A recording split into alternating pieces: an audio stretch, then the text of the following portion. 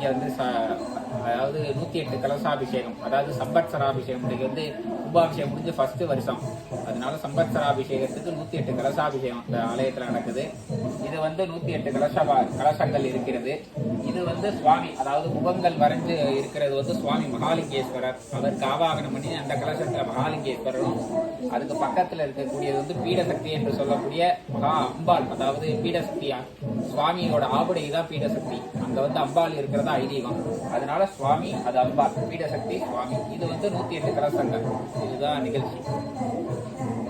அப்புறம் ஹோமம் வளர்க்க போறீங்களா? ஆமா, இனிமே ஹோமம் ஜபம் அபிஷேகம் இனிமே எல்லாம் முதல் காலம் அன்னைக்கு, நாளைக்கு தான் 2வது காலம்.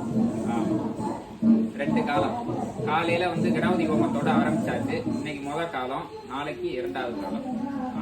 இன்னமே இப்போ ஹோமம்லாம் உண்டு, திரவியங்கள்லாம் போட்டு சுவாமிக்கு சுவாமியோட நாமாவளி சொல்லி 108 இது பண்ணுவோம். அதே மாதிரி 108 கலசத்துக்கு பூஜை பண்ணதை ஆகுதி கொடுப்போம்.